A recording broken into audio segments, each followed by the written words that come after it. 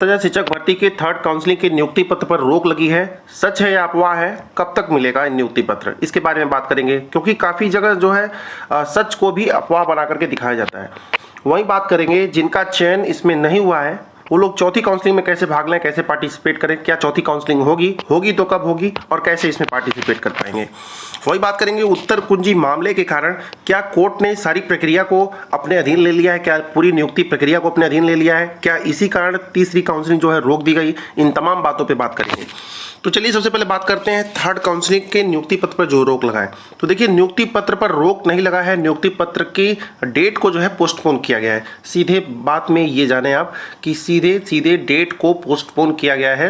मुख्यमंत्री जी का जो कार्यक्रम था वह 30 जून को आज यानी कि रखा गया था नियुक्ति पत्र के लिए, लेकिन इस बीच में महामहिम राष्ट्रपति का कानपुर अपने घर आ जाना, वहीं पर 3 जुलाई को जो जिला पंचायत अध्यक्ष का चुनाव हुआ था उसकी घोषणा होना, उसके रिजल्ट वगैरह आना, तमाम कहीं ना कहीं ये सब इस प्रक्रिया को कहीं ना कहीं पोस्टपोन करने पर हावी रहा है। तो 3 जुलाई के बाद मैक्सिमम चांस है आप लोगों को नियुक्ति पत्र मिलेगा।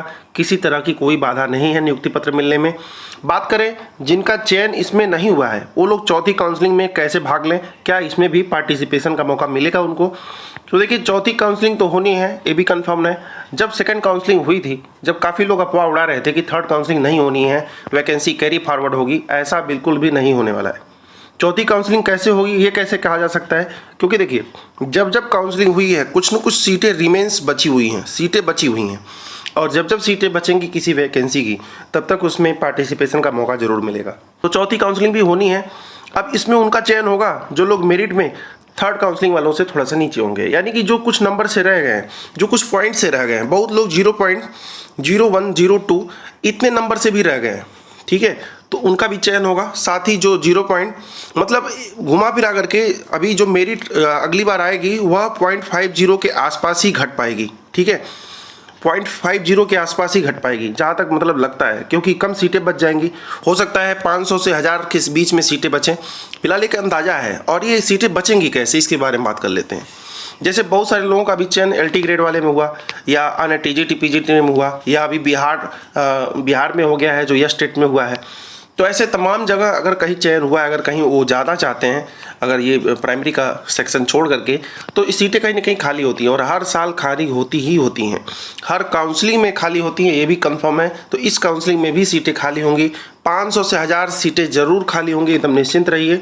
फोर्थ काउंसलिंग होके रहेगी, ये भी समझ लीजिए, क्योंकि अगर 10 सीट भी बचती है, 50-100 सीट भी बचती है तो काउंसलिंग होनी ही होनी है। क्योंकि अगर नहीं होगी तो बच्चे कोर्ट चले जाएंगे कि सीट बचा है और हम भी बचे हैं तो हमारा सिलेक्शन क्यों नहीं हो रहा है, हमारा सिलेक्शन क्यों नहीं हो रहा है। तो ऐसे में तो काउंसलिंग करानी ही पड़ेगी। तो जिनका चयन कुछ नंबर आधे नंबर, मैक्सिमम आधे नंबर से पीछे रह गए हैं, 0.75 से भी पीछे रह गए हैं, तो ऐसे में भी आपको चयन का मौका मिल सकता है। क्योंकि ऐसा भी हो सकता है तब तक इनमें जो 500-1000 के बीच कैंडिडेट हैं, हो सकता है इनका और कहीं सिलेक्शन हो जाए अच्छे जगह, और ऐसे में ये जो प्राइमरी की वैकेंसी का जो गुणांक है वह 0.50 से 0.75 तक भी गिर सकता है। तो ऐसे में जिनका 0.75 तक गुणांक नीचे है, जितना भी गुणांक गया है जहाँ जहाँ का भी, अगर आप पता कर लें वहाँ से थोड़ा सा भी अगर आपका 0.50 या 0.75 तक भी अगर है तो आप मान के चलिए कि आपको भी चांस मिल सकता है। मिल जाएगा ये कोई नहीं कह सकता है, अगर ऐसा कोई बोल रहा है तो झूठ बोल रहा है। मिल सकता है ये कंफर्म है, क्योंकि काउंसलिंग तो होनी है फोर्थ काउंसलिंग। तो 500 से 1000 सीटों के लिए आप फिर तैयार रहिए। जब थर्ड काउंसलिंग की शुरुआत नहीं हुई थी उस समय मैं काफ़ी बार बताया था कि थर्ड काउंसलिंग तो होनी है, क्योंकि बच्चे बचे हैं। और फिर कह रहे हैं अगर फोर्थ काउंसलिंग के बाद भी बच्चे बच जाएंगे, जब तक बच्चे बचते रहेंगे, सीटें बचती रहेंगी, सिलेक्शन होना ही होना है, छोड़ नहीं सकते उनको, रूल ही नहीं है, ठीक है। सीट बची है और हम भी बचे हैं, हमारा सिलेक्शन क्यों नहीं होगा। मेरिट डाउन करिए हमारी भर्ती, ऐसा होता है और ऐसा होता आया है, और इनका भी चयन होगा, इसमें कोई दिक्कत वाली बात नहीं है। अगर बच्चे बच गए हैं, सीटें नहीं बची है, तब भी चांस है, तब भी चांस होता है। लेकिन बच्चे भी बचे हैं, सीट भी बची है, तब तो पूरा का पूरा चांस होता है। ऐसे में फोर्थ काउंसलिंग होगी, इस बात को आप शायद समझ गए होंगे। फिर भी कोई कन्फ्यूजन हो, अगर कुछ नया सुझाव हो, अगर कुछ लगता है कि इसमें कुछ नया और होना चाहिए, या कुछ लगे कि ऐसा नहीं हो सकता है, तो आप कमेंट बॉक्स में जरूर लिखिएगा। और ये भी जरूर लिखिएगा किस आधार पर नहीं हो सकता है। बात करें उत्तर कुंजी मामले के कारण तीसरी काउंसलिंग रुकी है, क्या सच है? तो यह बिल्कुल गलत है।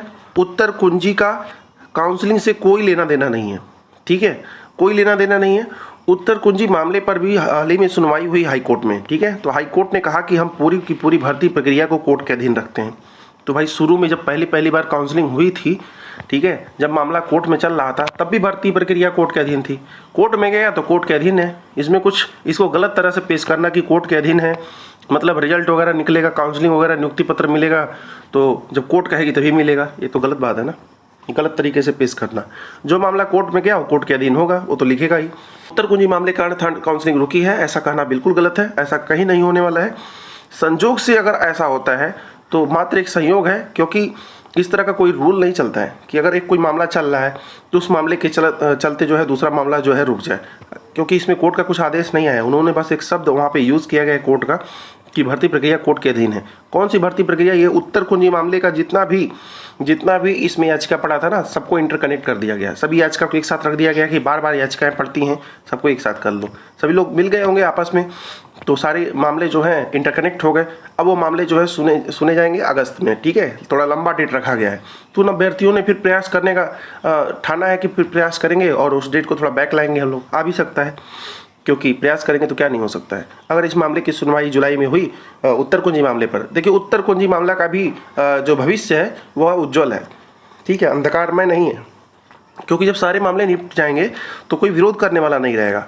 ऐसे में थर्ड काउंसलिंग के बाद जो फोर्थ काउंसलिंग होगी, हो सकता है उत्तर कुंजी मामले वाले अभ्यर्थी उसमें शामिल हो जाएं। थर्ड काउंसलिंग में तो बहुत मुश्किल है, क्योंकि थर्ड काउंसलिंग बीती गई, ठीक है। तो उत्तर कुंजी मामले वाले अभ्यर्थियों का भी रास्ता इस तरह से क्लियर है, क्योंकि यूजीसी लेट सवेर क्या कब तक दबाए बैठेगी, 2-4 साल 5 साल कितना दबा बैठेगी। अभी तो 3 साल बिता ही दिया, ठीक है, वैकेंसी के साथ साथ। तो यूजीसी को भी धीरे धीरे 1 साल हो गया, एनिवर्सरी मनानी चाहिए कि 5 क्वेश्चन 6 क्वेश्चन लेके बैठे हैं और उनको नहीं आ रहा है कि नहीं आने दिया जा रहा है उनको, वो वही जाने। फिलहाल कब तक दबाए बैठेंगे, 4-5-6 प्रश्नों को उनको जवाब देना ही पड़ेगा लेट सवेर, और जब देंगे तो बच्चों के पक्ष में फैसला आएगा, क्योंकि सबको पता है क्वेश्चन के जो ऑप्शंस थे वो गलत थे और ऐसे में सबको नंबर मिलेंगे। और तमाम वे अभ्यर्थी जो रह गए हैं फिर काउंसलिंग होगी, होना ही होना है। उत्तर कुंजी मामले वाले अभ्यर्थी कहाँ जाएंगे? बहुत सारे हैं जो पास हैं लेकिन मेरिट में पीछे हैं, नहीं हो पा रहे हैं, और बहुत सारे हैं पास ही नहीं है लेकिन उनका गुणांक अच्छा है। अगर वो पास हो जाए, बॉर्डर पे भी आ जाए, 90-97 के बॉर्डर पर भी आ जाए, तो मैक्सिमम चांस से उनका चयन हो जाएगा फटाक से, ठीक है। तो ऐसे में उन लोगों को भी लाभ मिलेगा। फिलहाल और भी अगर आपके कोई कन्फ्यूजन हो, कोई क्वेश्चन हो, कोई क्वेरी हो तो आप पूछ सकते हैं। अभी के लिए बस इतना ही, धन्यवाद।